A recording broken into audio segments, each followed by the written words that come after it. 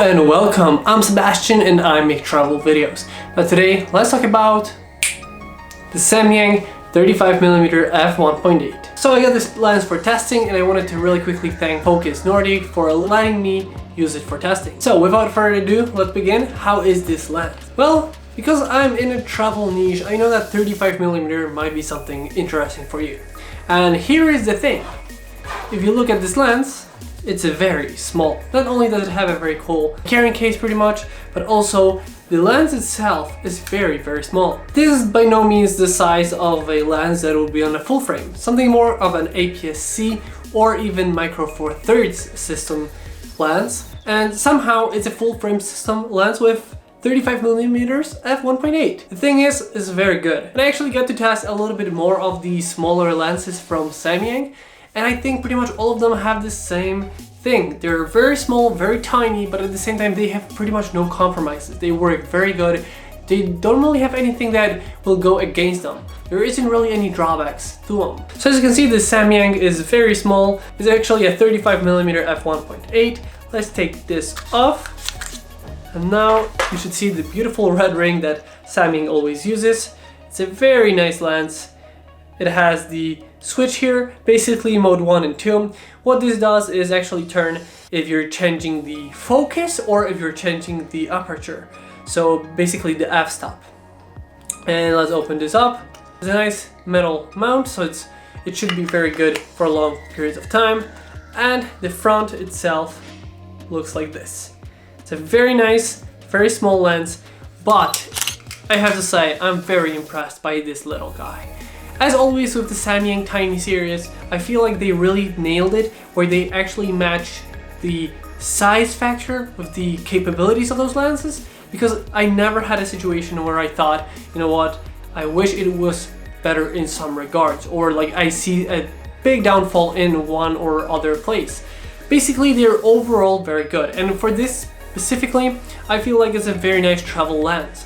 Not only has a 35mm, which is very good for travel, it's f1.8 on full frame, which is very nice bokeh, and better yet, it's very small with the carrying case, very easy to get around, and it's something that for me as a traveler is something that is very important. You can get like 3 lenses from Samyang, for example like the 35, 75, and another one of these sizes. Maybe together they would weigh as much as one single lens, and not only that, but also they would be on a bigger scale because you would have different lenses for different purposes. If you're that kind of person that likes to have different lenses for different occasions, those in my opinion are the ones to get. Especially if you are looking for something that is not going to cost too much, it's going to be built pretty well even though it's plastic, and it's going to be very strong in that aspect. You know, there's actually a Samyang f1.4, but it's much bigger, and it's actually up to you if you want to have a little bit more of an f-stop or you want to have, you know, the size factor of this one or the other.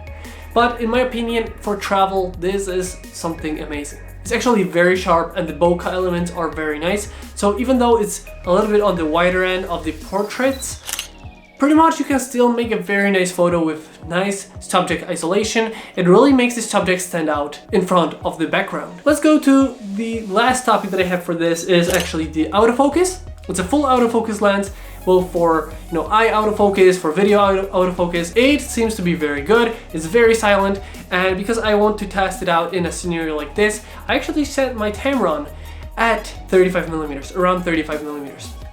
So now I'm actually gonna go for this lens. It should be a little bit more background blur because it's an f1.8. I wanna see how the autofocus is compared to like a Tamron. And you're gonna see pretty much in live how this works in a scenario like this. So now we're actually on the 35mm f1.8. The first thing that I noticed when I put it on the camera is how tiny it is. Like really, it just looks so small. And I actually had to put the ISO down one step lower compared to the Tamron that I was using. So if it is brighter or darker, it's because of that. It's pretty much that's the only setting that I'm changing. It's at a f1.8 from what I see and 60 shutter speed. So this is now a 35mm frame. It looks very cool in my opinion. It looks very tiny, if I may say so myself. Like looking at the camera a little bit from the side, it looks very tiny, which is very cool. It's a very small form factor, but you actually get what you're paying for, which is very cool. You could actually have a small arsenal of tiny lenses that are very good in all situations, and I think it's a very cool way if you want to have those different lenses. But for example, for us, the travelers, it's kind of weighing on our back to get like 3 big lenses. So maybe this is the answer for you. If you're doing travel vlogs or anything of that nature, I think this would be a no-brainer. It is, if you're looking especially in the 35 range, that is pretty much, you know, you have to get that. So from here, what would I say about this lens?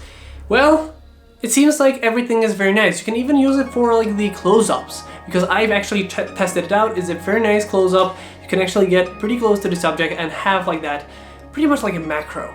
So it's very cool to have that in the lens, both for cinematics, for your photos, for your videos, even a talking head video like here, it's very good. And as you can see, I'm about a little bit farther than a hand away. I'm maybe that far from the camera right now.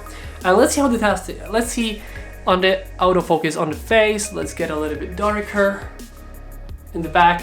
Get a little bit closer again. It seems like it's catching up to me very well. It doesn't seem to have any problems, especially if I'm moving in smoothly. Then there is no problem whatsoever. So it's a very nice, very good lens for, I guess, run and gun, where you're gonna use the autofocus a lot. In my opinion, definitely worth checking out. If you're in the market for 35, it is a no-brainer. And like I said, especially for travelers, it's pretty much, I think, the best lens you can get in a 35mm range for travelers, for those looking for, you know, better quality photos and videos in that range. And as you might have heard before, 35mm is actually known to be like that travel look.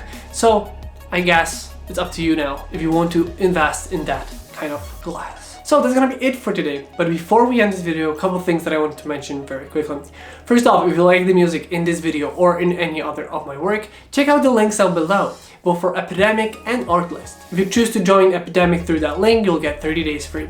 And if you join Artlist, well, you'll get 2 months free. Second off, if you would like to support our channel, check out my website and my Patreon. If you choose to become our patron, well, there are things coming back your way, because we send out monthly postcards from the places that we visit. And last but not least, if you want to join a travel community, check out Travel the World. It's a Facebook travel community. If you're into that kind of stuff, check it out. It's gonna be a link down below. So that's gonna be it for today. I hope you guys enjoyed this video. If you did, don't forget to like, comment, and subscribe. I hope you guys enjoyed this video once again, and I'll see you next time.